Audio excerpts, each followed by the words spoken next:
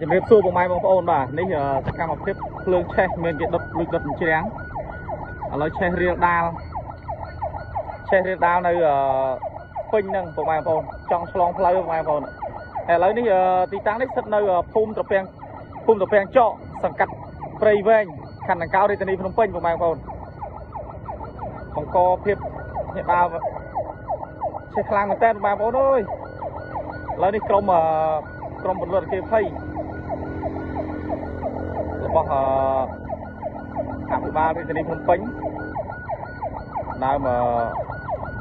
ចុះធ្វើការបន្លត់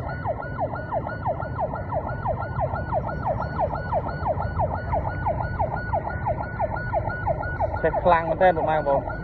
ឆេះយ៉ាងសំភៅតែម្ដងនេះបាទឥឡូវបានក្រុមខាងពលរដ្ឋគេភ័យរបស់រាជធានីភ្នំពេញបានចុះធ្វើការទប់ស្កាត់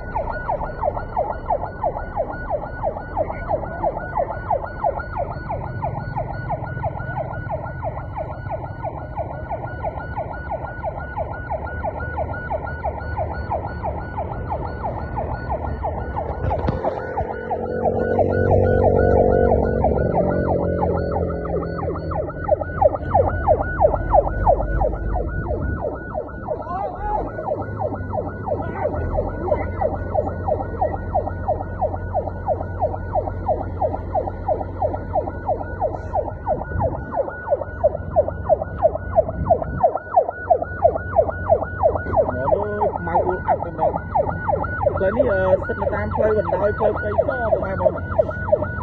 នៅផ្លូវព្រៃសផ្លូវយើងចាក់ទៅវត្តស្លែង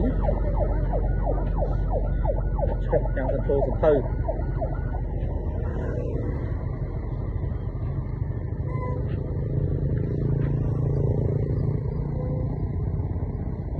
មានគេដុតជ្រាំង